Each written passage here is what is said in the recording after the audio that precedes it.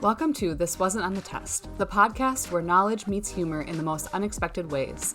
Join Dr. Jake and Dr. Kayla, a couple with doctorates in their respective fields, and their sister Kelsey, who may not have a PhD but sure knows how to keep things light with her quick humor and relatable take on the world. Whether you're a scholar or just a curious mind, this trio will make you laugh, think, and you might even learn something new. Tune in to find out why this wasn't on the test.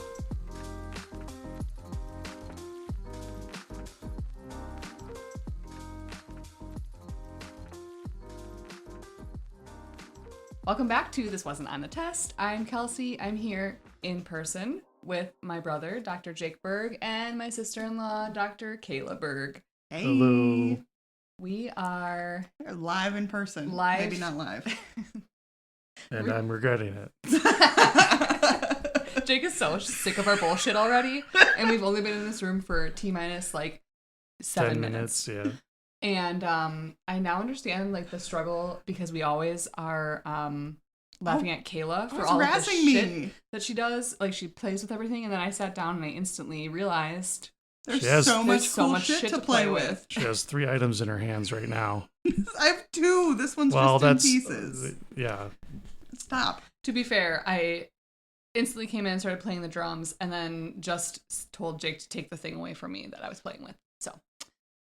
Which is called a Nice Cube. If they want to sponsor us, we would accept it. They don't even have to pay us. They just have to send us 2 more Nice Cubes. And a Niceberg. Yeah, Nicebergs. A Niceberg. 3 Nicebergs. Yeah. We'll take them. We'll take them. At least suggest. Highly recommend the Nido products. Yeah. Nido. So the Nido Nice Cube. Not a sponsor yet. Episode number 6. Episode number 7 comes to you from Nido. Hopefully someday sponsoring us. So yeah, we're live. We're in Kentucky visiting Jake and Kayla. We did fun Kentucky related things today. We went to a distillery tour. I drank all of the leftovers of people's bourbon. And me and Jake are lightweights and had to go eat lunch before we could drive home. Yeah. Well, they give you a good amount. They do. For tours, we should just clarify, like for people that don't know. Yeah. Bourbon tours, they give you tastings at the end. Yeah. This one was in particular was better tour than most, and like more than most that we've been on. They definitely gave us more than the last one we went on. We went to Maker's Mark in case they want to sponsor us. Yeah, they can sponsor us. We liked your tour, Maker's Mark. It was good. Sorry that my kids were. They were good. You got compliments from the people there. I know. They were like good. the other people on the tour. They're well behaved, but like it's stressing me out because I'm yelling at them the entire time. Like no, they were fine. Yeah, no, they were good. They were good. But yeah, so that was our day. It's the Derby. Jake won our family betting game. His horse came in from 0 last to first. Mm-hmm. Shout out to Sovereignty. Yeah, Sovereignty. That's the winner of the Derby, the 2025 Kentucky Derby. And I think my horse got in last place, so here we are. Congrats. Like the best odds, the worst placement. So that's great. Yeah, so that's kind of what we've been up to.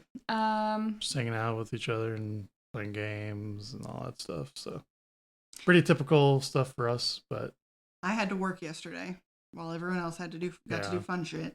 Oh yeah, do we want to talk about your day yesterday? Oh my gosh. Oh my god. But it was supposed to be an off day originally. It was supposed to be. So typically in Kentucky, we get off for Kentucky Oaks, which is the day before Derby, because so many people go to the Oaks. Like, it's a big thing.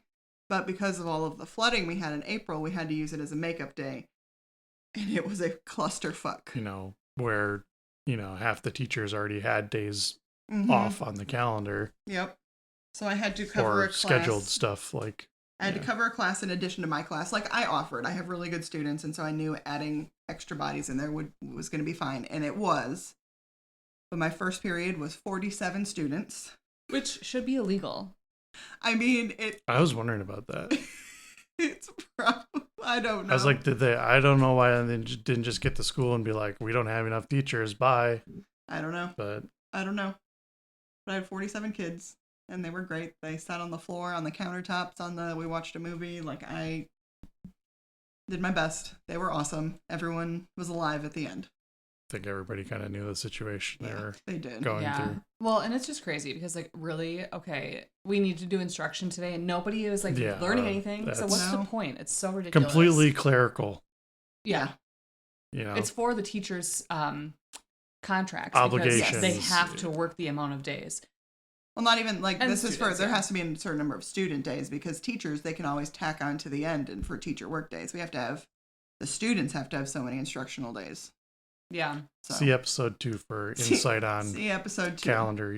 How do you remember that? Have Good you memory? met him? Did you guys just say, have you met me at the same time? No, he said good memory. Oh, okay. I think he said, have you met me? I wouldn't. I think it was episode 2.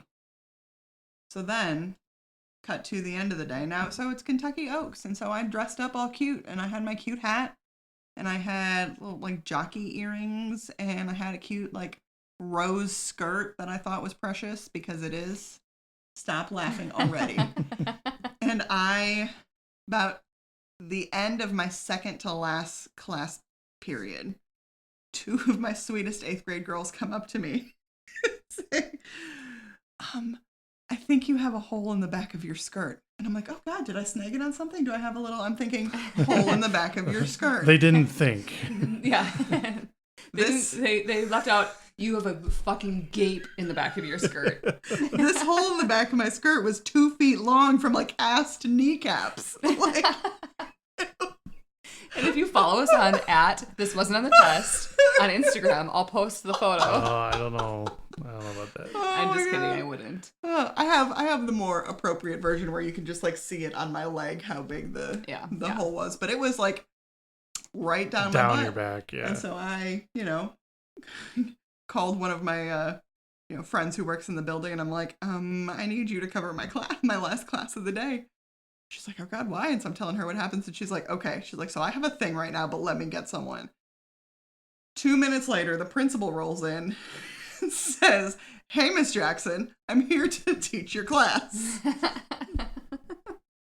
Well, and then she called me because our family was, like, doing things in Louisville, and she called me and she was laughing so hard I thought she was crying, and so I was, like, kind of panicking a little bit, like, thinking that she got fired or something. Like, that's literally what I was thinking. I was like, did you get fired? Because you were like, I could not comprehend what was going on because you couldn't get your shit together. No, because never have I ever. And it was just the longest, wildest day, and that's how we ended, with a giant wardrobe malfunction. And here's the kicker. 99% of the time I wear I wear shorts underneath all my skirts and dresses because, number 1, chub rub. Number 2, I don't want to have a wardrobe malfunction in front of middle schoolers. And so here's the thing. I wore shorts yesterday morning. I wore shorts underneath my skirt, and they were so uncomfortable that I took them off because I'm like, oh, I'm not going to have a wardrobe malfunction in a long skirt. This skirt goes down to my ankles. The hubris. The hubris. It's the universe calling me out for being cocky because I'm like, I've never had a wardrobe malfunction before. It's not going to happen in this skirt. Yep. It happened. Okay. It definitely happened. That's okay. Last year we were at, was it last year or the year before? We were at Summerfest, like, a group of friends, and my whole entire boob, I wasn't wearing a bra. We were, like, at, like, a electronic concert, and I was wearing a tank top thing, and my entire, like, boob came out of one, like, the whole side of it, and it was just flopping. So I did not show anyone my boobs yesterday. Just you actually did show me your boobs yesterday at one point. I did show you my boobs yesterday. I didn't show anyone at school my boobs yesterday. Yeah, good to clarify. Good to clarify. So yeah, that's what we've been up to. It's been a fun weekend. It's been a lot of fun. Short but sweet. And we're here now recording our podcast live. I feel like there's so many more, like, funny things happen. Like, what was I laughing about earlier? Oh, our ChatGPT roast of our derby picture. Oh my God. I didn't even save that. You didn't save that? No, because I'm a dumb bitch. Oh my God, that was good. Kelsey. That one was so funny. I wish. You two were dressed up with our daughter for the derby. The dress and each, like, a little hat thing. For the derby we watched in our basement. Yeah, which we watched in our basement. We went nowhere. But you took a picture. Yeah. So we took a picture And I uploaded it to ChatGPT and asked it to roast me. And I asked it twice. And so I just combined these. And so this is what it said. All right, let's roast this fabulous garden party of chaos. And it says, y'all look like you're either headed to the Kentucky Derby or auditioning for Alice in Wonderland. And someone brought the Mad Hatter's backup hats. Well, and then it says, at least I got that part right. And then it says the girl on the left, who is their daughter, Emmy, is rocking a fascinator, which does that mean hat? It's like an attachable. It's those ones that the small ones like that are called fascinators. It's not a big You hat. attach it to your It's a head. fascinator. So attached to your head or just a headband bit, they're called fascinators. That wasn't on the test. It says, okay, the girl on the left is wearing a fascinator that screams Minnie Mouse, but make it haute couture, while somehow looking like the most emotionally stable of the three. Which is facts. Yeah, of the three of us, the 11-year-old is the most emotionally stable. Yeah, definitely. And then it says Middle Queen, which is Kayla. Middle Queen out here looking like the unofficial mascot of spring allergies. The yellow fascinator could land a small aircraft, and those glasses are definitely scanning for Wi-Fi. That's my favorite part. That kills me. Every time you wear any big glasses, I'm going to be like, what are you doing? Scanning for Wi-Fi? All of my glasses are big glasses. It's so funny. Exactly. They're all of my pairs of glasses are like big unhinged glasses. Yeah, they are. And then it says, and the floral sniper on the right, which is me, she looks like she's about to either seduce someone at a funeral, which probably won't happen, or challenge the host to a fencing duel with a garden rake. Let's see what the other one said about me. The woman on the right clearly said, this is all it has to say about me because I'm fabulous. Oh my God. It says the first one, says the woman on the right clearly said florals for spring, groundbreaking. And then won the game. Wow. I love that you guys hate me so much right now. And then it completed by saying, y'all's feet are screaming. We didn't plan to be outside this long. 2 barefoot, 1 in leggings. Was this photo taken during an escape from a polite kidnapping? Honestly, you look like the final contestants of a reality show called Fascinator Fiasco. Who wore it worst? That tracks. Savage. You're going to have to put that picture up on our socials now. Yeah, I will. So I totally will. You're going to have to. I loved it. It's scary how much the thing picked up from those pictures, though. It is wild. Yes. It's wild. 'Cause I seem to remember from when AI was really picking up, a big thing about it was that it couldn't interpret stuff in images. You know what I mean? Yeah. And chopsticks. Yeah, that's one of our favorite things. And we'd be like, well, I can't. I'm just the AI thing. I can't see the picture, and now we've got this thing that picks out almost every detail. Right. Yeah, and that was less than 8 months ago that it couldn't detect the chopsticks. Yeah, we're talking about on the order of within the last year or two. Yeah, I mean, it's we have an AI lab at the school that I work at, and it's wild how fast it's. I don't know if I've seen a couple videos that are comparisons of the first couple months when AI really was picking up when ChatGPT came out, the videos it was producing, and then the videos that it can make now. Oh gosh. It was looks like clay, really blurry details and everything, and it really kind of all runs together and stuff like that. And then today where it's looks pretty real, there's enough kind of uncanniness to tell that it's AI, but still doesn't necessarily look 100% fake. Yeah, I mean, it fools people like our own mother. She'll be like, look at this thing that I saw, and I'm like, that's AI, and she's like, no, it's not, it's real. And I'm like, no, it's not. You're wrong. Bless. Robots are gonna take over the world. Yeah, props. They can kill me eventually. And I was gonna say, I'm here for it.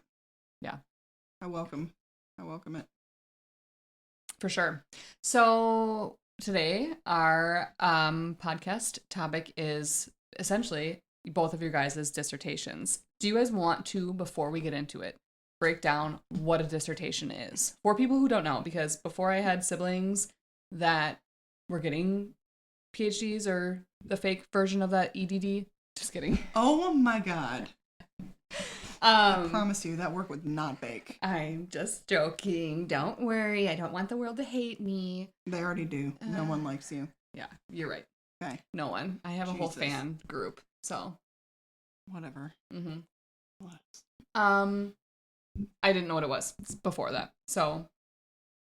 You're just talking about like the process and everything. Just like that. yeah, what essentially like give like a little like 1 minute snippet of why it's done. I think a lot of people have heard like doing your thesis or whatever, but like really, I don't really know a whole lot about the history or of like specifically like the tradition of like doctoral programs, but essentially it's just a complete write up of all your studies through the time that you're working on that degree. Well, I feel like it's important to note, like there are usually like classes that you take ahead of time, and then you get into the dissertation research part of your degree, where you are then not on your own because you have an advisor. There's like a faculty member kind of helping you through the process, but you are on your own, conducting your own research, picking your own topic, doing all the work related to that, and producing kind of like a culminating piece of academic research. Mm-hmm. So like to go through the process, you like start as kind of just a grad student with your eye on like doctoral thing. Mm-hmm. And you have to take a thing called qualifiers. And that's, you're working towards a thing called candidacy to become a PhD candidate. And so you have to take tests in your area which qualify you to become a candidate. That's kind of one step. Mm-hmm. And then after you like pass your qualifiers and everything like that, you have to start honing in on. I had to do a topic proposal. Yes, that was the next thing I was about to say. I couldn't remember if you did that or not. But yeah, I did it like the week before our kid was born. That's why you don't remember it. That's why I don't remember it. Yeah, that tracks. Okay, cool. But yeah, so like you take your qualifier exams and everything like that, pass those, and then you have to come up with a topic that you're going to do and kind of give a rough idea of how you're going to accomplish the study that you're going to put into your topic. And you present that to a committee that you've assembled. Yeah, so I skipped kind of that part, but you also like form a committee of faculty members in your university. It's usually like your direct supervisor is the chairperson of the committee, and then it's usually like one or two people from the department you're in, and then at least one person from outside of the department that has a different perspective on the kind of the topic at hand. So you give a presentation to that committee of what you're going to do, and then they approve that. And then at that point you become a PhD candidate. Mm-hmm. And then you're pretty much you're on your own. You go until you say that you're like done pretty much. Does your advisor stick with you? So like Jake, in your situation, which we don't have to get into the details, but like, did your advisor stay with you for the amount of time, or is there ever an instance where like an advisor would potentially retire in there? Oh, for sure. Yeah. And then do they pass it along to a different advisor, or do you have to like hurry up and finish if they tell you any situation you can imagine has happened to somebody somewhere? Yeah, and all of those retiring. Are like case by case. Let's be honest, a lot of the tenured professors at the universities are a bit older. Like they stay in those positions for a long time. I'm positive that people have just had their advisor die of old age and have to figure it out and stuff like that, like, or from like pretty natural causes. I had one of my professors, not my advisor, but a different professor of mine that passed away like 3 weeks into the semester, you know. Oh, wow.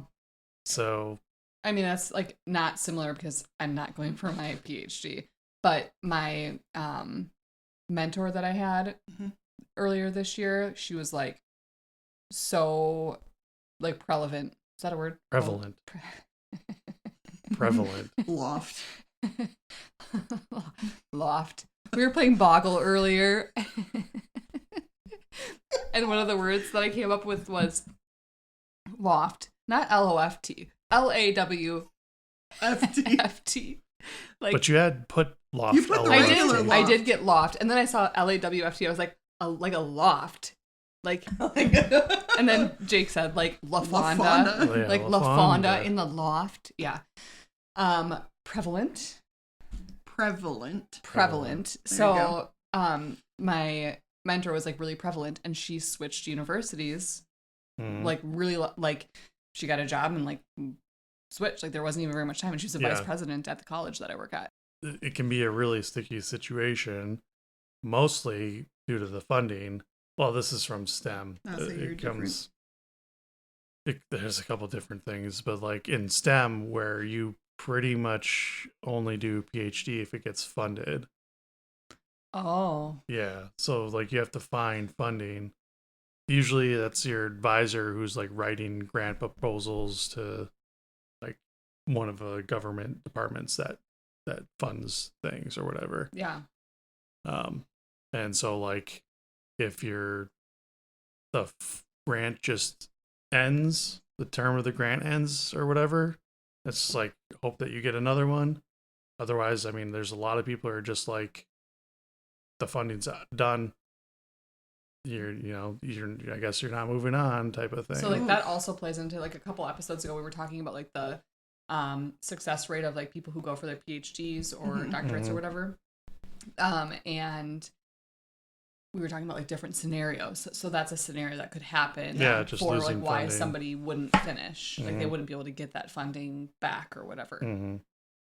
Yikes. So the current state of education is also not great for PhD or for doctoral candidates because who knows what's going to happen.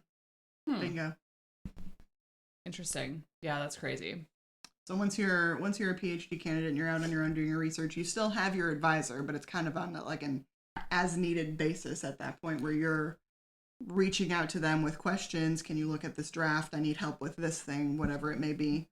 And then you get to a point where you meet back up with your committee, like kind of informally. I did anyways, to go over what it is you have, and they give you feedback again, and you go back and edit it again. Like once you think you're quote done, you're not done. There's like 17 rounds of editing, and then you have to get it edited by a professional editor. Like you have to pay for editing, and it's expensive because these things are long. And then you gotta start a little side gig and start professionally editing. Well, she did start up a thing. I did start up a thing. No one wants me to edit their stuff. You never promoted it. What a bunch of bitches. I'll do some marketing for you. Okay. That's like my little specialty. Okay, we'll get back to that. Okay. And then when everything is done, ready, you schedule your defense. And that's where you're actually like having to present your dissertation, and your committee is deciding whether or not you have completed your research to the degree to have earned your doctorate. Yep. Wow. That's usually like a public presentation. Things have changed in the COVID times. Yes. Both of us did our defense over like Zoom, essentially. Which today is the 1-year anniversary of Kayla getting her doctorate. Graduating, yes. Yes, of getting her graduating. So. Yes. And it's the 3rd? Yeah. Yeah, May 3rd. So last year, this exact time, we were down here watching Kayla walk across the stage, and I was sobbing like a baby because I cry for anything. I was sobbing. Like that was so exciting. Yeah. So much work done. Yeah, it was cool. I cried for yours too, Jake. Don't worry. But I cried for the horse racing today. I mean, I cry for anything. Let's be honest. But yeah, the defense is typically like a public presentation, which, I mean, I'm sure they're back to doing it now, but like, WKU, I found out when I did mine last year, their policy now is if you live inside the county, that it's Warren County, inside the county, you have to come to the university for your defense. If you live outside of the county, you can decide, like, if you want to come all the way down and do it, they'll set that up for you. Yeah. But then you have the option to do it virtually. I mean, I would have totally done mine in person. Mine was right in the thick of COVID. Yeah. So not an option at all for me. I thrive in like that type of in-person, like presenting type scenario, because that's like what I do at my job a lot. So it's like that type of thing. I feel like I would do better doing that than being on Zoom. I'm glad I did mine on Zoom because I was such a mess in that in-between time. I'm happy that I could fall apart in my craft room and then pull myself back up by my bootstraps. You come on the screen, they're like, oh, yikes. I did have to get my life back together. So you do a presentation, and then they open for questions from anybody, including people from the public. So not just your committee, it could be anybody there. So you're saying I could have joined both of your guys' defenses? Yeah. Yeah, we joined each other's. Yeah. Well, damn. And I missed my opportunity. I actually had a few people that were randomly joining. I know there was a couple other professors from the department. There's like Kayla, and there's, I think, at least one friend of mine from school that had logged on to listen to it too. And yeah, they would open the questions to the public and anybody else. And then they close it to the public then. And then your committee will start asking you questions. That's when it gets down. So it's just you and your committee getting drilled. And you're getting grilled by the also known as grilled. Yeah. Not drilled, Kelsey. That's a different type of online. Drill me any day. I don't want to. We've had this conversation. So yeah, they'll do that, and then they just dismiss you, and they'll be like, "We're gonna talk about it and let you know," and that's really nerve-wracking. It's the worst. Did you cry, Jake? No, I didn't cry. This guy, in our 14 years of marriage, I think I've seen him cry 3 times, maybe 2. I've only seen him cry when Grandpa died and when Dad died. He cried? No, he cried at our wedding. Well, I wasn't paying enough attention. Oh, well, that's your problem. He cried at our wedding.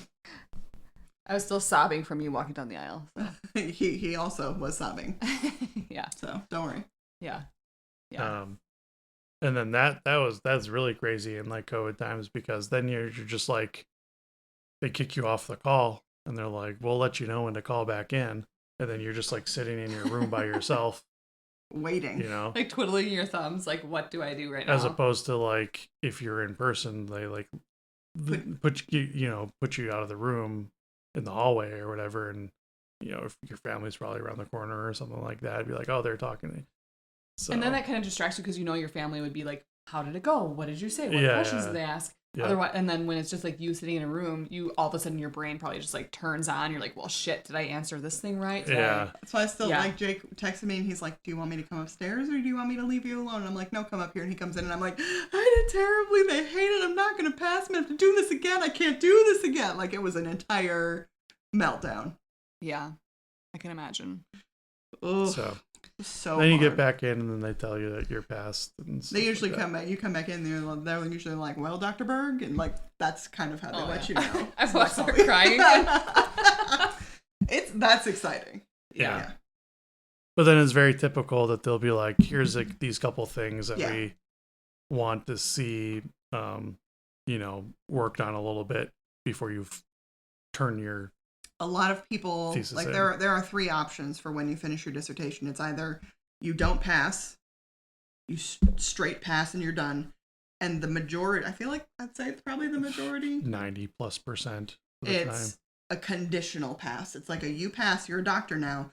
But before you're finished, we want you to make these edits to your dissertation before you submit your final piece for graduation. Cool.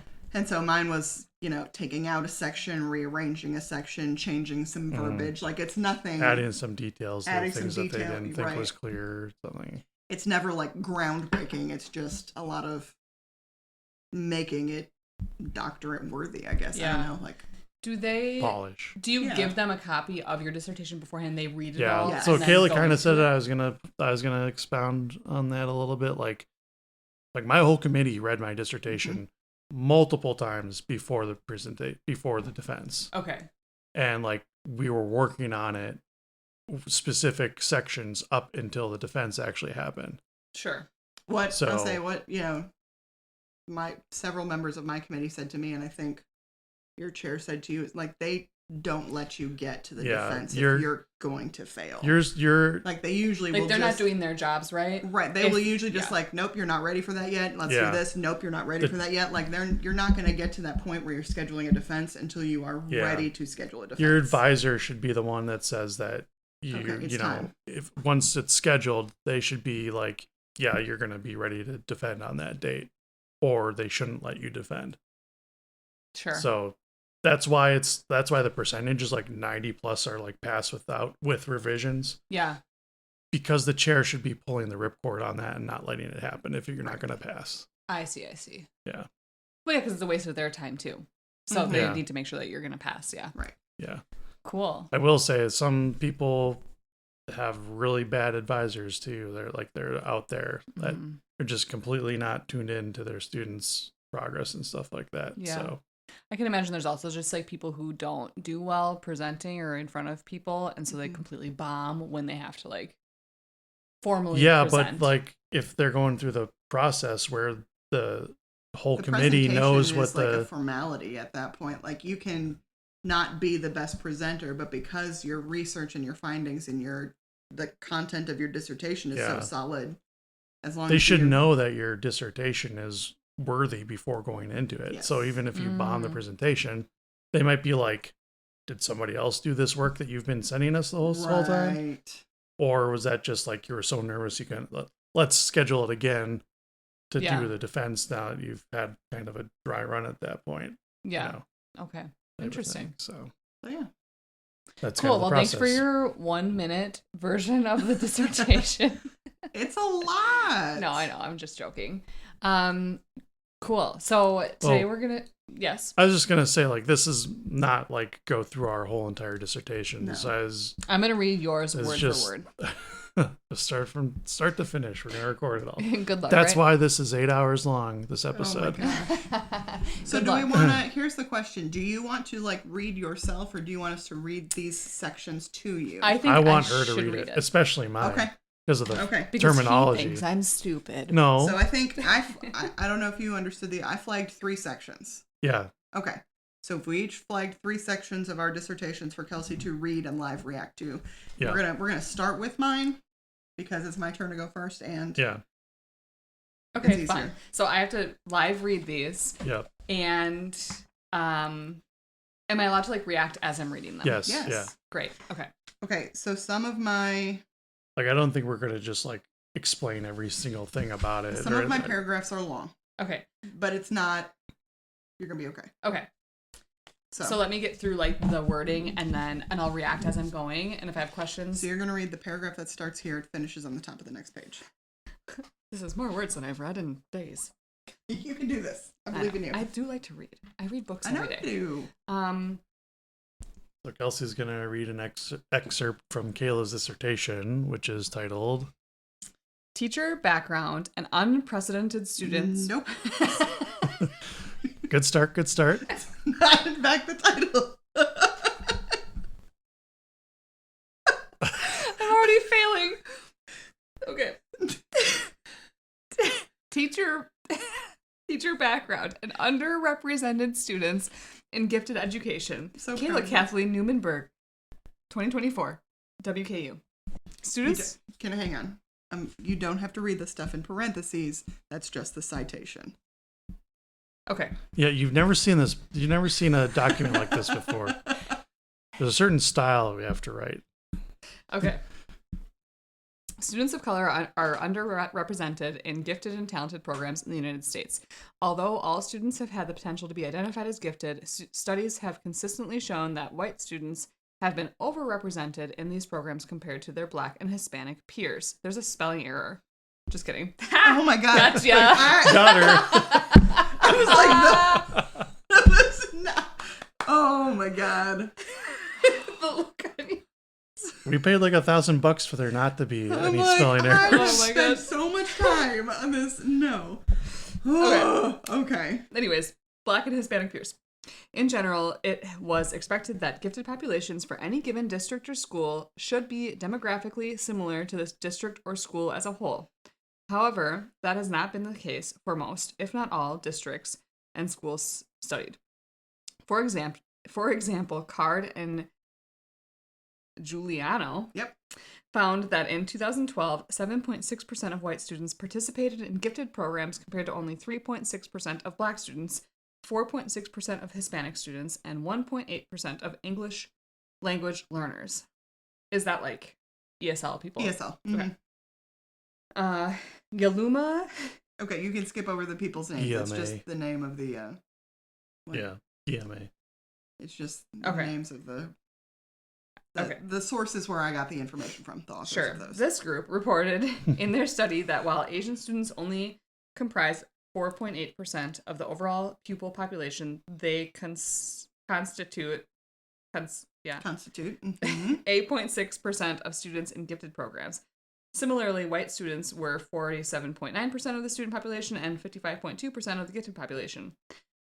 Conversely, Black and Hispanic students, who comprised 17% and 24% of the school population, respectively, constituted only 3.6% and 4.2% of students in gifted programs. These statistics have not changed or made any improvement. Wright et al. Mm-hmm. Did I say that right? Yep. Okay. Looked at the percentage of Black and Hispanic students enrolled in gifted programs compared to the national enrollment in 2006, 2009, and 2011.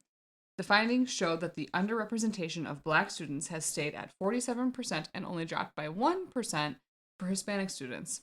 Whether attempts have been made unsuccessfully or there has been an entire lack of attempts to combat underrepresentation, the issue has remained without a clear end in sight. There's so many words. Yeah, I was going to say, did you get to even absorb any of the information about Something that? 47%. Go back and look at I think the reason I picked this part out was because of the statistics, which was one of the biggest things that jumped out to me when you were reading it. Yeah. So you've got, basically, the premise is that whatever your demographics are for a district, like if you have 50% of the students in your district are white, then that should be reflected in any other program. So 50% of the students, there are, 1,000 students in the district, 500 are white. If there are 10 kids in gifted education, 5 of them are going to be white. It should be the same. Oh, I see. 50% of the whole population is white. 50% of the gifted population is white. Okay. They're overrepresented. However, the problem is, so overall, down here, 47.9% of the student population is white, but 55% of the gifted population is white. Then your other problem is that 17% of the student population is Black, but only 3.6% of the gifted population is Black. Oh, yeah, that's like a pretty big disparity. And so then for Hispanic, it's 24% of the total population and only 4% of the gifted population. Wow. And that was the crux of my whole, that's why it's very early in the dissertation. Yeah. Like this. It's like the most DEI paragraph I've ever read. Honestly, maybe they'll end up taking your doctorate away from you. They probably will. It's so DEI focused. Very DEI. Wow. Okay. Number 2. What was I at? Okay. Here's your paragraph. It's this one. It's shorter. Thank God. And there's no percentage points. Paragraph 2. Cultural competence has emerged as a crucial factor as educators must continually develop their understanding of what behaviors different cultural backgrounds may consider indicative of giftedness. This awareness was essential to recognize and nurture gifted potential across diverse student populations. Additionally, Lakin raised the concern that biases in the student referral process, including misunderstandings about giftedness and a lack of awareness about its expression in underrepresented groups, may have influenced the checklist process. Is there like an actual checklist process? There is, part of the gifted identification process is a behavior checklist of do you see these behaviors? Oh, right. We talked about that. Do you see these behaviors in your students? Okay. Yep. This procedure may have hindered the proper placement of certain students in gifted programs. Experienced gifted teachers need to acknowledge the influence of cultural and environmental factors on the expression of giftedness in students of color and economically disadvantaged students. For instance, students whose families have faced economic challenges may not have demonstrated their full potential. If these students were preoccupied with basic needs like access to food, their giftedness may not have been displayed. These challenges underscored the importance of considering students' holistic experiences when identifying and nurturing gifted abilities.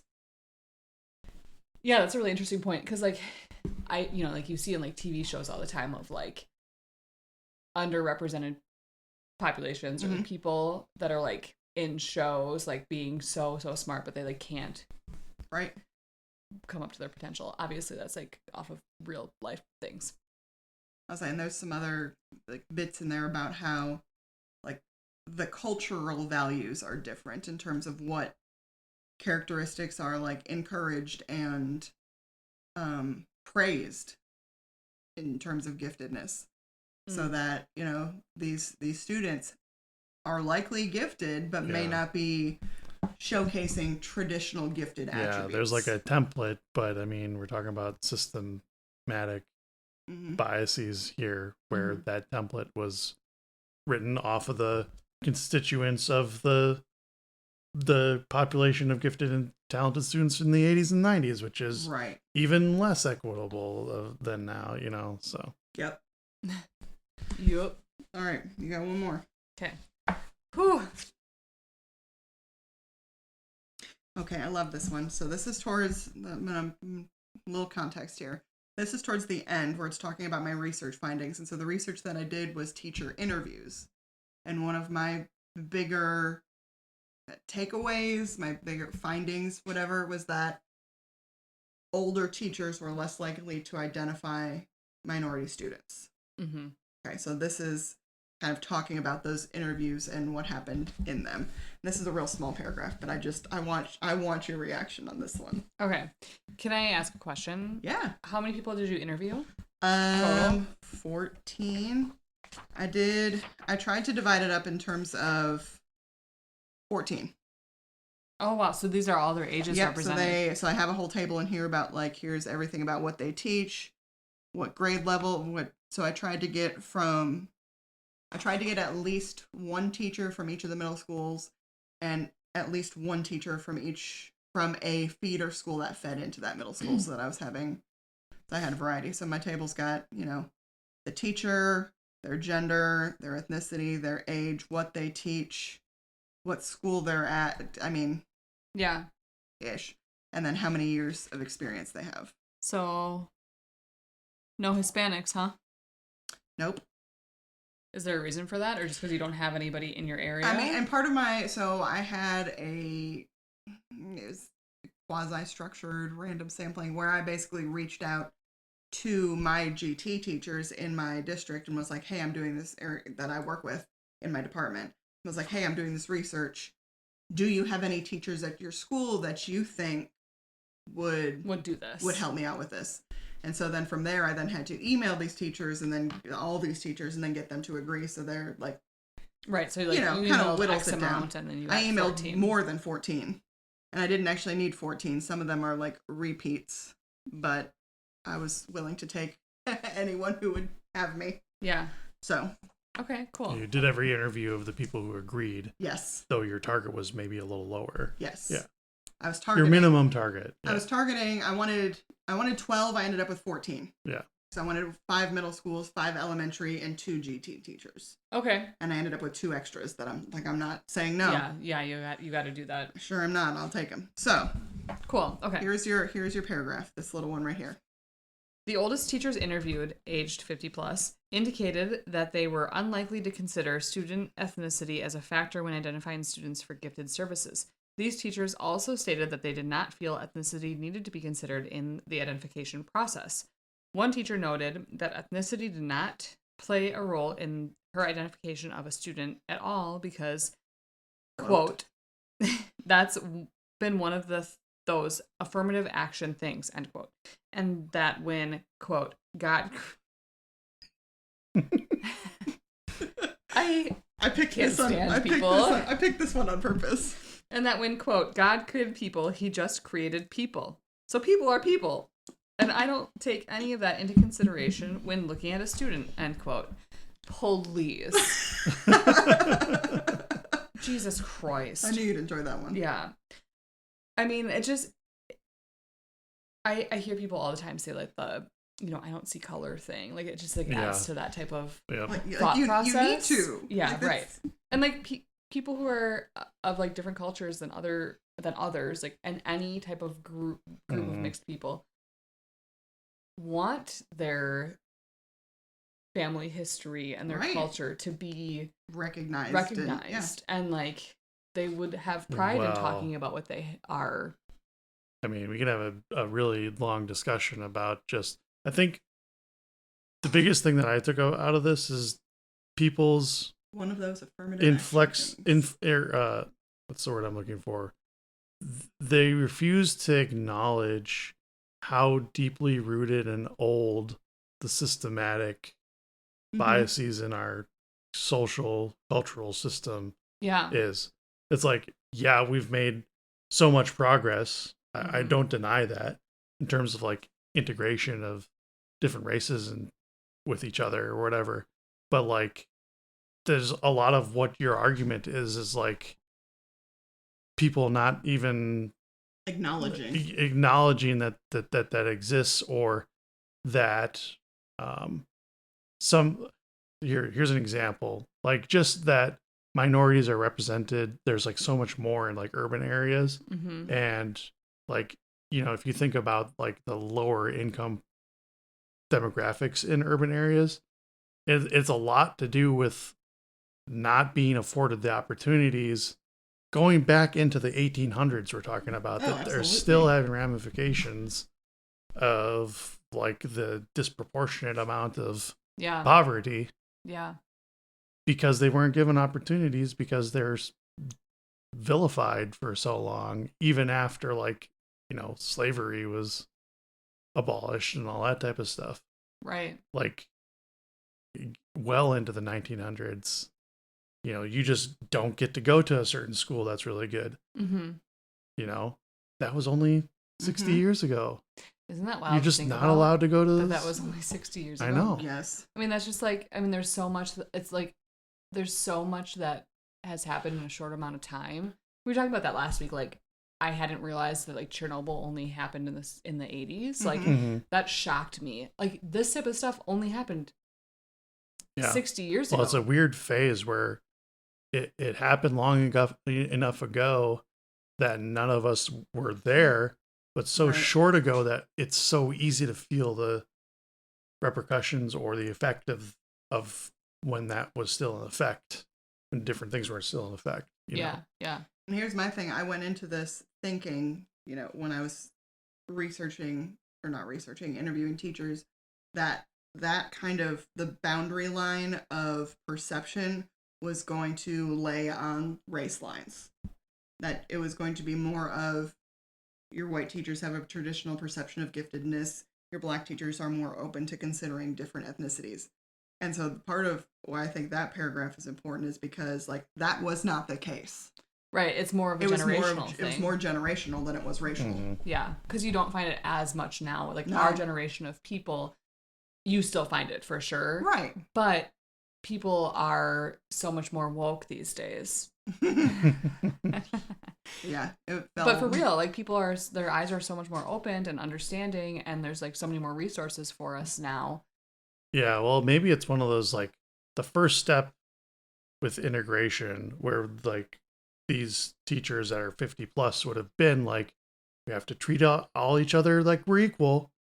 You know, that's the first step, is telling them we're all equal. Yeah. And I feel like that's like so ingrained in them. Well, now you go 40 years where it's like, yeah, our society is integrated with each other, like our generation, and we see that. But we start to see where there's still those effects nowadays where we're like, yes, we're equal, but everybody doesn't get the opportunities that each other get. That's where we start getting into the equitable stuff that we see now. Right. So. And I want to emphasize, I'm not pointing fingers like these older teachers are idiots. They don't, no. It is very much like the generation you were raised in. This is what was appropriate to, this is what was commonly accepted. Yeah, for sure. Like that. I think it's entirely like all the teachers I interviewed were fabulous, but I think it's entirely a product of the generation and the time. Yeah.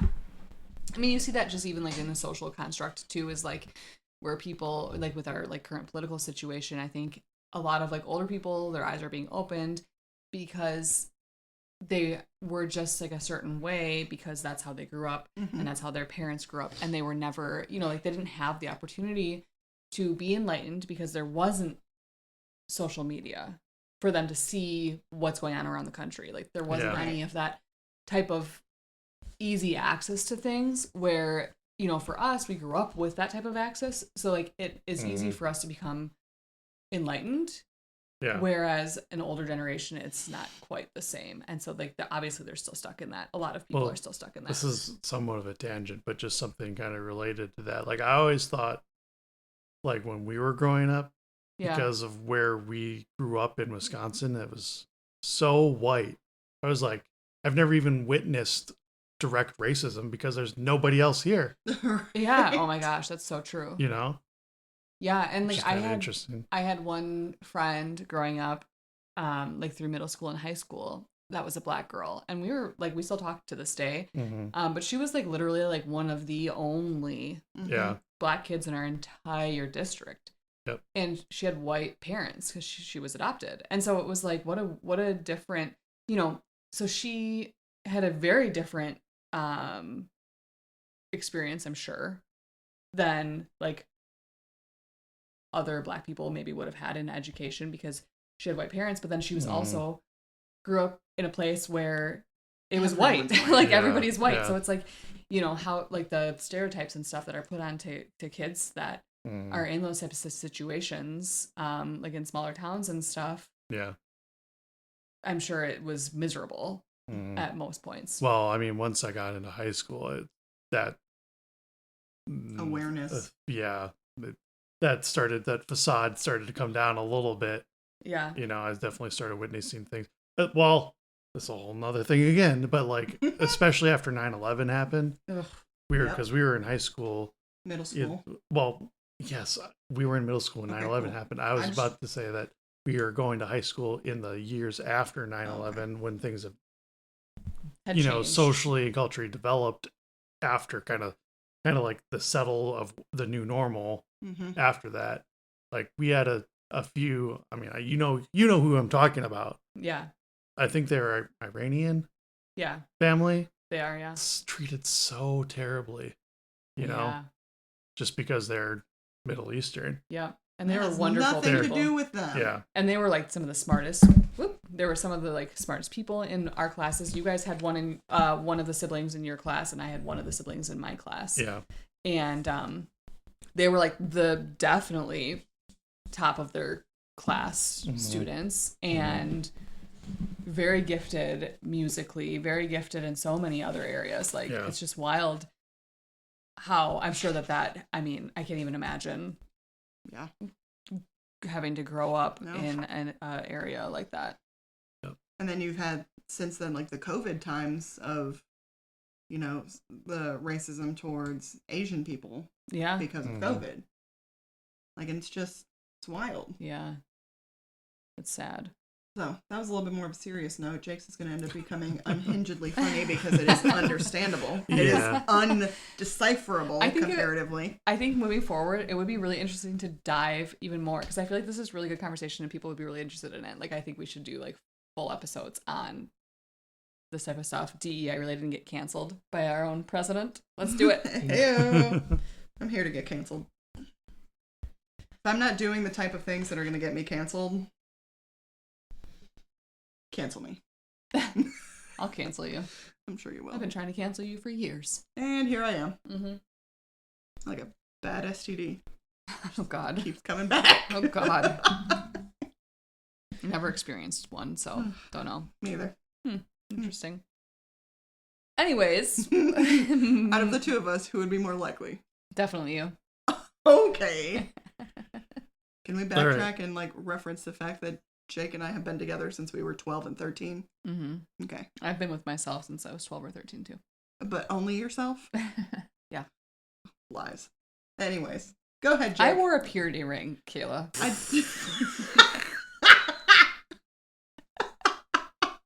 How'd that work out for you?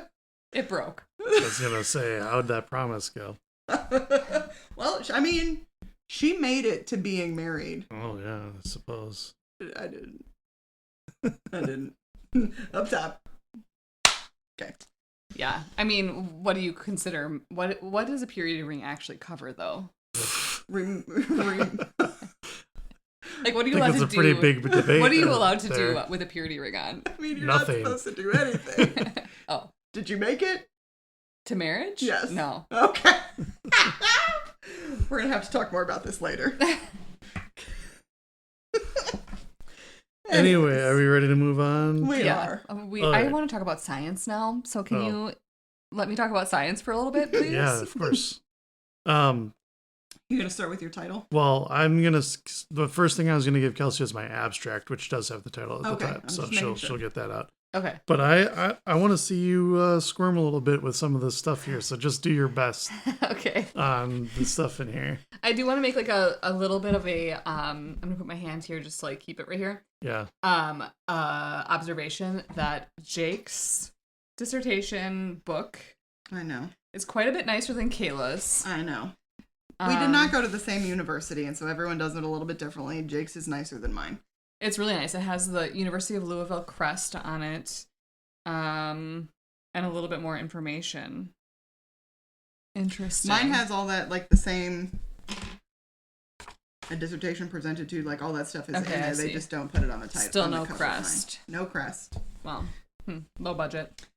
Wow. Okay. I think we paid more for hers. I think so too. I think we should, make her read our super cheesy dedications to each other. Yeah, I'll start crying.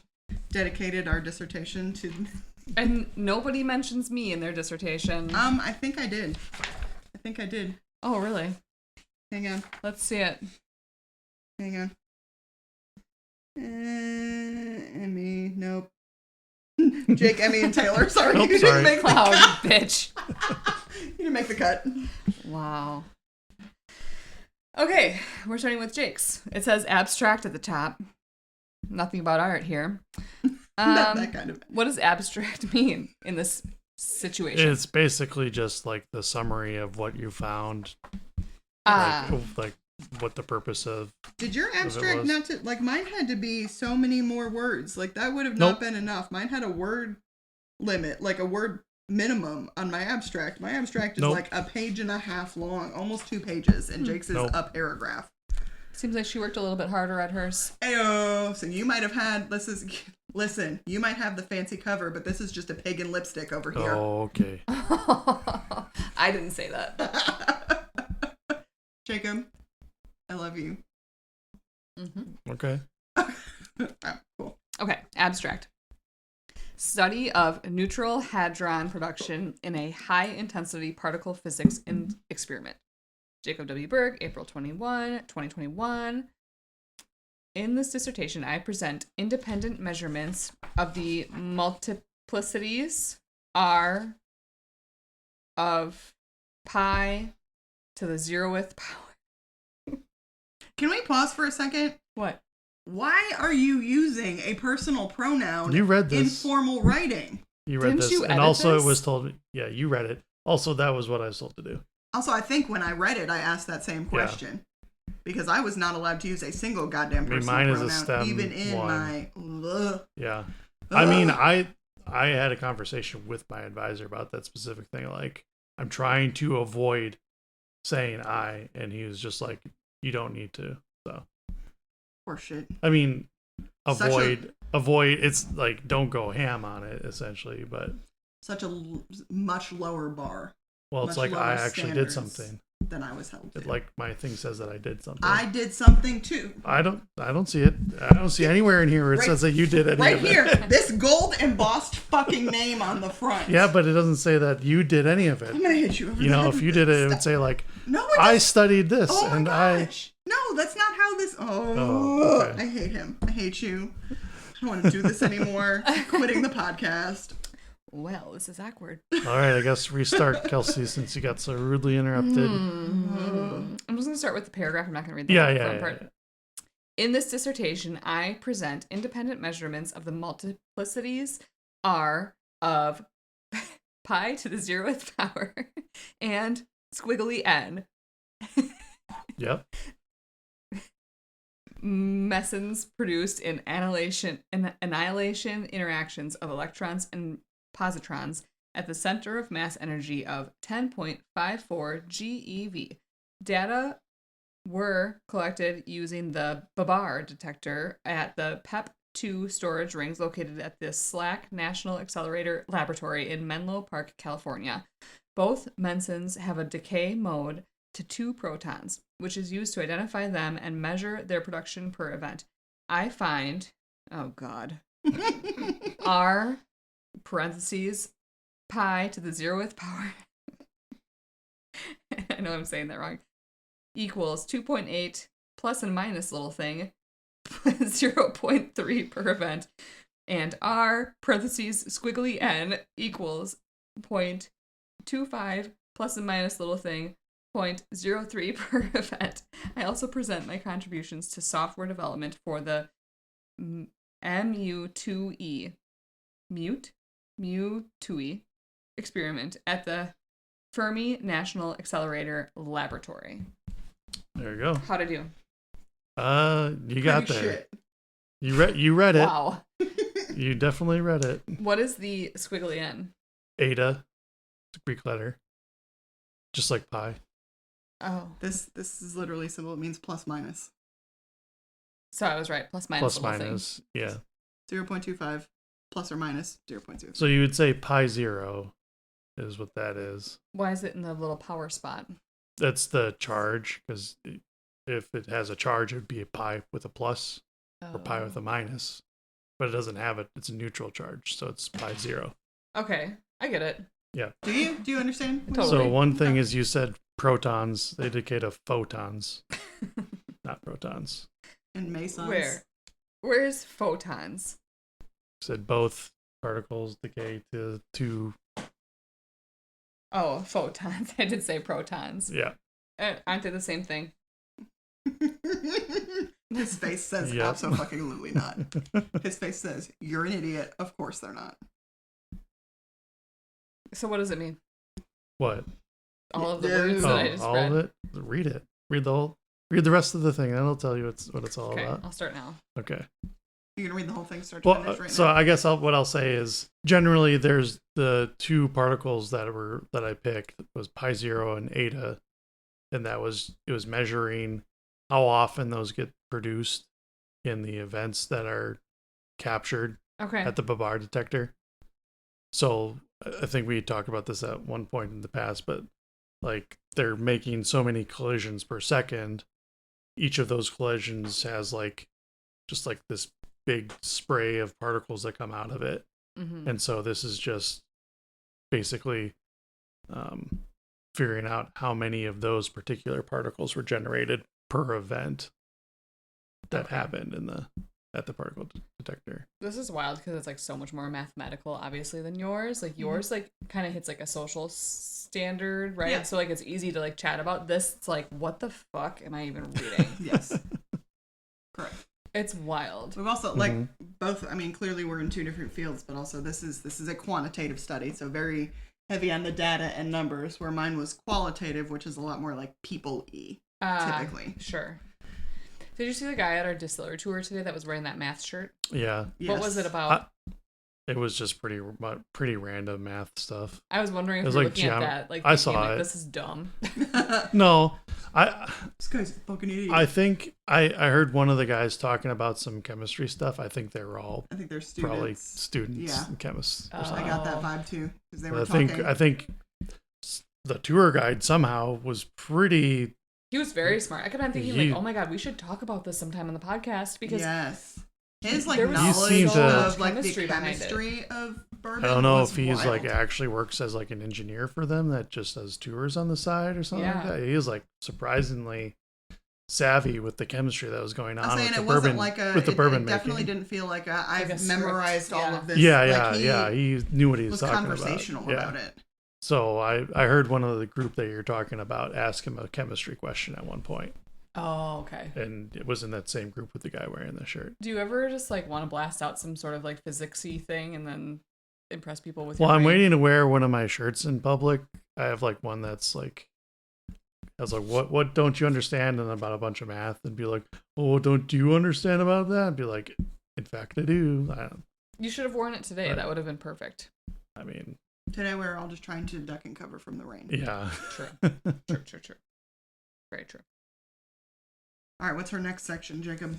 All right, let me get to it. I guess you did a pretty good chunk for kills. You can start here. I'm starting right here where it says the babar. Yep. Am I saying that right? Yeah, babar. Yep. Babar. Okay. How far am I going here? To the end of the paragraph on the next page. Oh my gourd. Okay.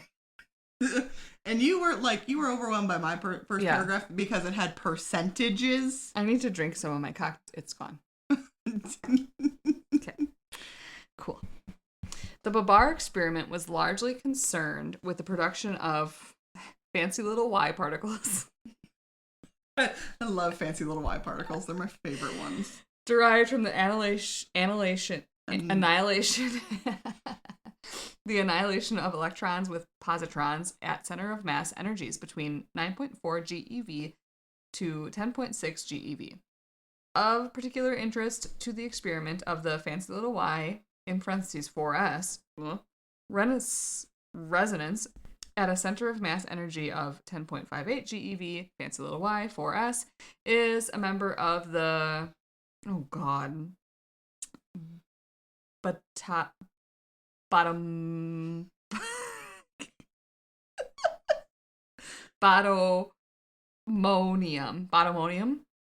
That's right. Yep. bottomonium family of particles. You're also a member of the bottomonium family of particles. That is particles that contain a B quark. That's definitely me. Yeah. Mm-hmm. And a other B quark, B with a line on top of it. What does that even mean? What's the name of the project? The babar. Oh, that's section. What's the second part of it? The first B and the second B. So the first B is a quark and the second B is a quark. What's from? No. B A bar. B bar. Okay, I don't get it. B and B bar. Oh. B bar. I see. I don't understand still, but I see. Okay. Figure 7 shows the spectrum of the, and now I can't say this word again, bottomonium family with a 12 and a weird square parentheses that I don't know what that means. That's a reference. Oh, I see. By being constituents of the S shell in the bottomonium family. Fancy little Y particles can be created in electron-positron collisions due to the quantum numbers matching. Below the B bar line indicated, did I say that right? Yes. B bar. Yeah. Good job. Line. Thank you. I'm a physicist scientist now. Notably capital B's in that case. Jeez. That's important. Okay. Line indicated to the figure 7, also known as the Ozzy threshold. Fancy little Y's decay directly or indirectly through annihilation of the B and B bar quarks at lowercase, in case anybody is wondering. At the fancy little Y, 4s, resonance, the bottom and anti-bottom, sounds boring, quark can have enough energy that it becomes energetically favorable to create a new quark / antiquark pair instead of staying. Is anybody following this? No. Yeah, perfectly. Staying bound to each other. Each of the new particles creates a bound state with one of the bottom quarks and becomes a uppercase B meson. Figure 8. We were just talking about figure 7. Why are we talking about figure 8 now? Figure 7's on the next page. This is not like a figure 8, like drawing a figure. No, they're figures. Like it's a graphic. So this is figure 7. And this is figure 8.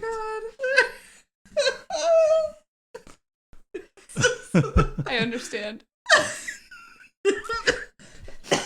Do you though? Yeah, that's 2 different pictures that I'm looking at. Figure 8 shows the Feynman. Is that right? Feynman diagram describing the fancy little Y, 4s decaying to a big B with a little O. That's neutral. Yep. A neutral big B, mm-hmm. Mason, and a B bar neutral. Yep. Mason. Yep. The capability of the fancy little Y with a 4S to decay. Okay, what is the fancy little Y? Upsilon. I'm not saying that. To decay into uppercase B mesons nearly 100% of the time, made it favorable to run the experiment at 10.58 GeV. In order to create many E plus E negative, electron positive and electron negative, lowercase, okay, interactions, and therefore as many capital B mesons as possible. Babar maximized its luminosity to gather a lot of data. Luminosity is a measure of the number of collisions over an area per second. In this case, we are referring to the fact that though the center of mass running energy in Babar can be tuned, the fancy little Y with 4S parentheses is the perfect avenue for B meson, uppercase B, production. And so the experiment had its greatest runtime at the resonance energy. Figure 9, which is another image, shows the total luminosity of the Babar experiment during its lifetime. The process by which the uppercase B meson is created and decays is important to answering fundamental questions about the universe. Fuck. Yeah, what didn't you understand? All of it. A single My word. brain is dead. Okay, so on a Saturday, I had to read and edit this whole thing, start to finish. How could you even do that when you don't even know what all of this stuff is? I was focusing on the grammatical parts of it, and so then there were a lot of times where I'm like, hey, I think this makes more sense grammatically. Does this, me changing this, change what it means scientifically? Yeah. Like, I had to ask that a lot. I don't even understand how you defend this type of thing. I mean, there was two particle physicists on for other people that studied this. It's all people who are smart. Sure, get it, got it, good. Yeah. Again, remember, they've read it beforehand, so they would have probably done some independent research if they were trying to... Is this information that you have in here, like something that like somebody that you were presenting to would have read and been like, wow, this is a really interesting perspective. Thanks for solving this for me. The two particle physicists, at least. Like they were actually like thought like this is something that they haven't thought about before. Like it was like researched in a way. Well, it's more quantitative, right? So there's not like a huge... it's not like intellectual. I'm not as good as some of those other physicists. Yeah, it's not, this is just mostly a measurement.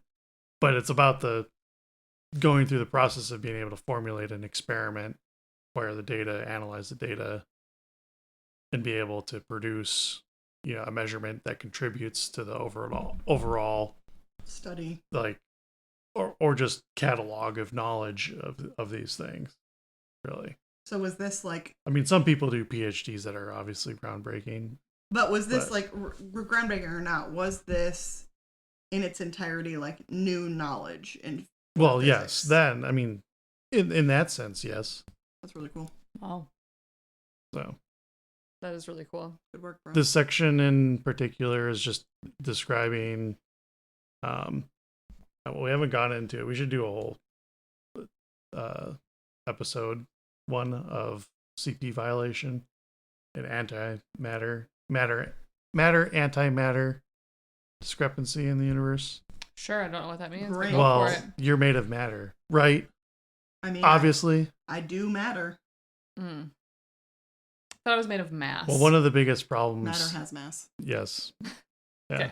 One of the biggest problems is that, like, per our theories, matter and antimatter get produced at the same rate, but everything around us is matter. So there's some process that we don't fully understand where our universe prefers matter over antimatter. That's like the biggest particle physics question. Okay. And that's like the thing is that they theoretically found a couple of ways that happens. And that's the upsilon 4S decaying into B mesons. The squiggly little Y. Yeah. So like that process, they were able to experimentally measure the results showing more matter at the end of over antimatter. But that's one process. So that's not enough to like explain the entire universe being only matter. but they know that it happened somewhere. So that's what they started. At least one instance that helps to explain the overall phenomenon. Yeah. Got it. So that's what that paragraph is about. All right, what's the next one? Wow. We're fucking idiots. I know. Okay. Me more than you. Mm-hmm. We could have called this podcast Doc Goose. we truly could have. I got vetoed on that title. So here we are. I think our title is even better. No, it's very good. Where are you going to have her start? Right here. So where? To the middle of the... You'll know where to stop on the next page. Oh, God. Oh, okay. It's going to be a surprise. It's like a big reveal. Can't turn the next page, so you're ready to turn it. You have to start right there. What is it even in reference to? And there's a 3. What does the N mean? Squiggly N. What is that? Neutrons? Ada. Well, the Ada, yeah. Ada. Ada fitting. Ada. Mm-hmm. Yep. Okay. Starting here. Oh, okay. Down here. As can be seen in figure 21, there is a small tail of excess particles on the low momentum side of the peak. This is due to energy loss in the EMC from leakage through the crystals. Because of this feature, Gaussian? Yeah. Did I say that right? That's pretty close, yeah. Wow. So good. Fit is not the most appropriate. We can refer to 25 to determine that a combination of a Novosibirsk function with a Gaussian function is the most appropriate fit for this curve. The Novosibirsk function is defined as it's I don't math even know. equations. It's in a math equation. Go ahead. An F with parentheses with a little squiggly X equals E minus a fraction with on top it has parentheses that say ln squared over 2r squared minus r squared over 2. Okay. Did I read that right? I mean, that stuff's pretty hard to read out. I just want to know what you'd say. Wait for this next one. Qn equals 1 plus a fraction that says SINH in parentheses r is the square root of 1n4. Right? Okay, yeah. Over the square root of 1n4. There's a period there. What does that mean divided by? Times x minus x to the 0th power, which means it's neutral. No, that's x sub 0. Not in that one. That one's different. Jesus. Over O with a little beret on its head.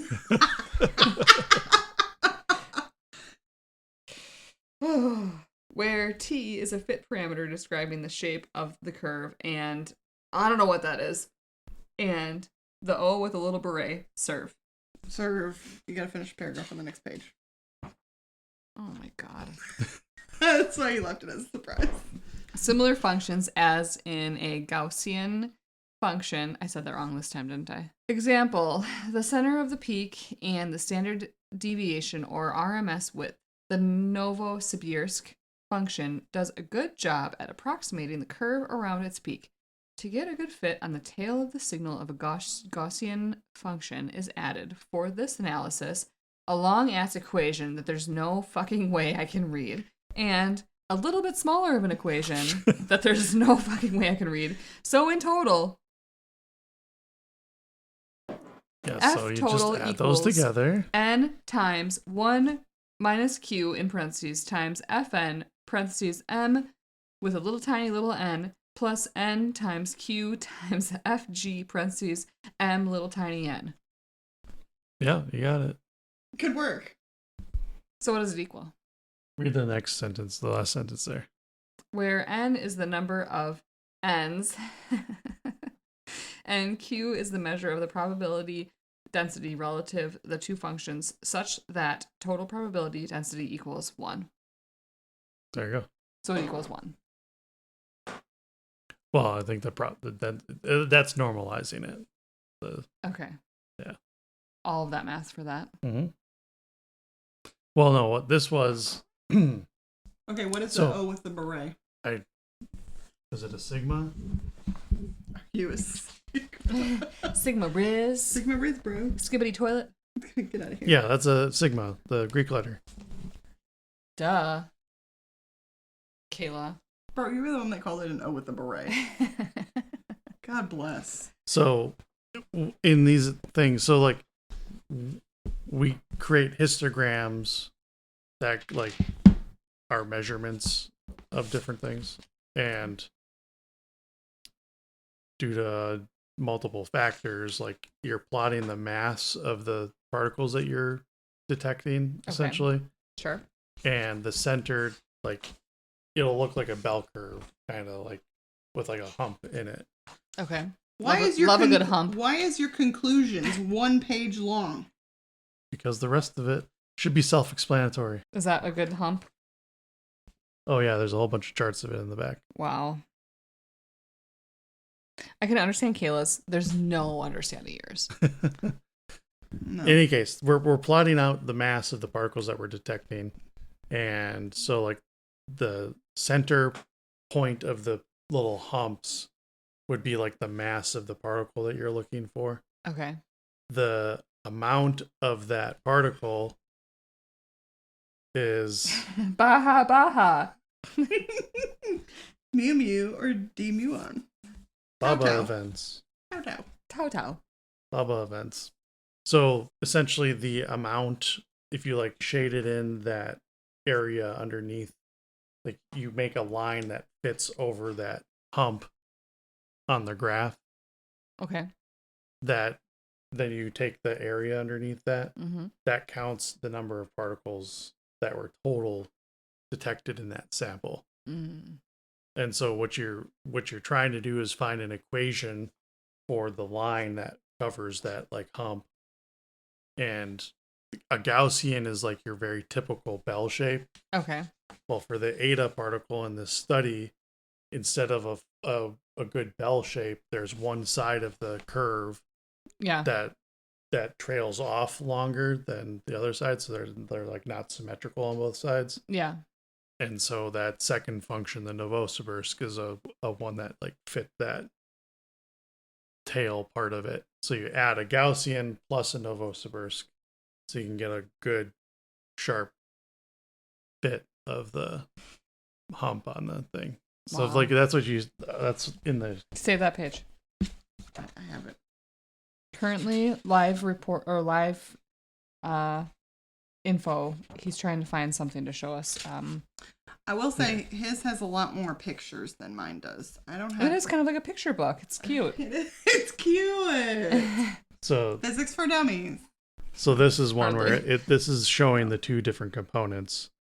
So you have the Gaussian here and then the Novosibirsk, and then you add that together and you see how it fits over there. Yeah. This, you see how it kind of like drops off really dramatically and then over, Yes. as opposed to over here, it's gradual. Uh-huh. That's the thing you need to figure out, because if you just had this red one, you'd overcount, because you'd have this more gradual on the other side of the thing. And so taking the area underneath the curve, you'd overcount the number of particles that were in that sample. So then your measurement, like Because in like the up here, you abstract, got this extra Yeah. stuff that you don't need on either side. Mm-hmm. yeah. So you'd actually overcount the number of particles in here. And so that would mean your measurement is off. Oh, I see. So Interessante. So you got to make the curves fit each other. I'll make my curves fit each other. Hell yeah. This page we turn to. mm-hmm. These look like pills that I've taken in my life. But here's my question. Are you an up charm top or are you a down strange bottom? This is what I want to know. For the physics Most of the people time listening. up Or down top. electron one, toi. That's muon tau. Muon. For physics people listening, we're talking about the standard model, which I know is a thing. Sure. So quarks are up charm top or down strange bottom? I think I'm the latter. Are you a down strange bottom? Yeah. That tracks. Mm-hmm. Jake has a lot more pictures. I'm jealous. I feel like he had to do less writing because half of his book is just pictures. Yep. Wow. But way more math. This actually reminds me of the time when you were going for your master's and you guys were living in Louisville and you lived in that apartment. I know exactly where the story's going. And you did that like math equation on your window And, like the with like a dry marker. erase marker. Yeah. And it filled up the entire window. Do you have that photo still? Probably somewhere. Find it. We should post it. Okay. Yeah, I can look for it. Okay. Remember that. Yeah, I mean, that was quantum mechanics, which is, it's just to keep track of it, you have to go step by step. And so you're just doing the same equation, just kind of simplifying things over and over. So you're writing the same thing over and over and over again. My quantum mechanics homework would be like 10 pages long for like 3 questions. Oh my God. But there's a reason why I passed early the math portion of high school when I was a sophomore. I took like 3 math classes my sophomore year. Did you know that? Just to get it over with? Yeah. I mean, I also had to retake the class I took in 9th grade. there it is. Freshman, sophomore, yeah. And so that added to it too, but I took that one, and then the second semester I took 2 other math classes to be done with math. And then didn't have to take math the rest of my entire high school. Or ever again. And it shows. They didn't teach you the Novosibirsk in those classes? They definitely did not. Oh. No. I had to take 1 math class in college, and it was some like weird gen ed statistics class that they made all education majors take. Ugh. It was fine. It was annoying, but it was fine. That's the only math class I had to take in college, and I haven't taken a math class since. So, I took a lot of math. Obviously. Yeah, clearly. How often do you guys look at your dissertations? Like, is this the first time you've pulled them out for a while, or? Yes. It's been a while, yeah. I don't look at it very much. I mean, I'm not far off of having looked at it in detail over and over and over again for You still have trauma, so still have a little bit of PTSD about reading that thing. So no, I haven't in a while. You. I have. I mean, it was 4 hours a night for however many years. Yeah. I had the realization earlier this week that I was telling Jake that this past year, like from me graduating a year ago to now, has been the first time in our marriage that neither one of us has been working on a degree. Oh, yeah. That's so true. Because he, he started he went right from, we got married right after we've both finished our bachelor's degree. He went right into his master's degree, did all the work on his master's doctorate, finally graduated in 2021. But during that time, I started my master's in 2014, graduated 2016, and then started my doctorate in 2019, finally finished last year. So over the course of our, this has been the first year that neither of us has done school. Yeah. Do you think that it took you that much time, 2019, not saying that it was a long time, but 2019 to 2024 because you had a kid? If you didn't have a kid, a full-time job, all those other things, Not to put a blame on a kid, obviously, but I think a lot of it was motivating myself, because for the most part, I couldn't work on it until after she was in bed. So I've, taught a full day of school, done all the parenting things. Now it's 9 p.m. and I have to sit down and work on this. Yeah. And it's right. exhausting. And you want to just, me as obviously I'm a single mom, but at the end of the day, after I've worked an entire day and done all the mom stuff, I just want to completely veg out. Yeah. So that's hard. And even Jake, when he was doing his doctorate, was a stay-at-home dad, pretty much. Work from home. Mm-hmm. Yeah. You had that, for a while, stay at home, and then you had a work from home job while you were still being a stay-at-home dad at the same time. So all of that, that does make it so much harder. There's people who get their doctorates probably a little bit quicker because they don't have other life responsibilities. Yeah, for sure. Yeah, that's wild. Cool. Well, there's a reason why STEM in particular, people who stay in academia is bachelor's, master's, PhD, before getting into the major life stuff. Yeah. There's a kid. I just kind of forced you into the major life stuff in the middle of it. That's okay. It worked out. It did. Yeah, you guys are doing okay. There's a kid that I work with that is starting his second master's. And then he's going to start his PhD. But he's like 23. Wow. Yeah. That's wild. But like when you don't have anything else going on Yeah. in your life. Yeah. You can just like keep on doing school and like work minimally, like part-time. Then But I mean, clearly, with neither one of us working on a degree, we've adopted some strange hobbies, and here we are podcasting. I mean, I like it. I have know. so many different hobbies. I'm having a good time. would you ever go back to school? I mean, I would, but I don't know if I will. If like a job said like, oh yeah, you need this type of degree, I mean, we'll pay for it, then yeah, of I mean, course. in that case, yeah. I remember saying last year to Taylor, like, I'm done. I'm so glad I'm done. I'm not doing school again. I finished. I've done everything. She's like, okay. Okay. Yeah, right. And I think I made it to October before I started floating the idea of what degree can I work on next. So I made it 5 months. Yeah. I haven't done anything. So catch us next year at this time and you're going to be enrolled somewhere. But it's going to be feel like out of educate. Like we have floated the idea of both taking the LSATs, which is like the test to get into law school. You probably could So do it.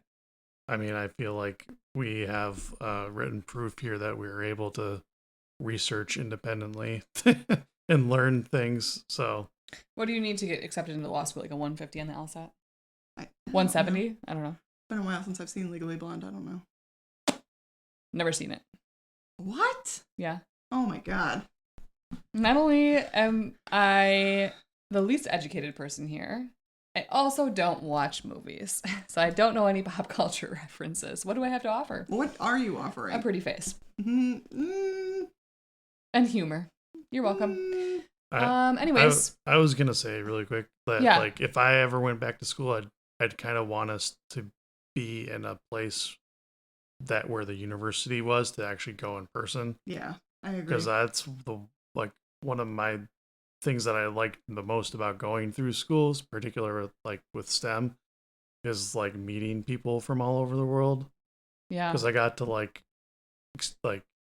learn about people's culture by being friends with them. Yeah, you did the entirety of your master's and a chunk of your doctorate like in person. Mm-hmm. I did my whole master's and doctorate were online. Yeah, that was like through the pandemic. And I mean, well, my master's was pre-pandemic. I graduated in 2016 with that, and the first time I stepped on campus was on graduation day. Oh, well. So, yeah, I missed that graduation. Rude. So I really like the community. It's a different time. I majored, we won't get into that. No, that's why I just said it. It was a different time. I just really like the community aspect of particularly like science community and stuff like that. For sure. I mean, one of your like closest friends that you had through your master's program, do you still work with him? Mm-hmm. Yeah. Yeah, like you guys have you guys work at the same company now. Mm-hmm. Yes. So did you get him his job there? Like did you refer him? To a degree. He reached out to me saying like, hey, I see you work at this company and there's an opening I'm applying for. And then I went and put in a word. So I didn't like recruit him necessarily, but I put in a word to vouch for him. Yeah, cool. And he's from a different part of the world too. So that's so cool that you have that. Well, I was gonna say like in my graduate class I was like one of 2 Americans or something like that. Mm-hmm.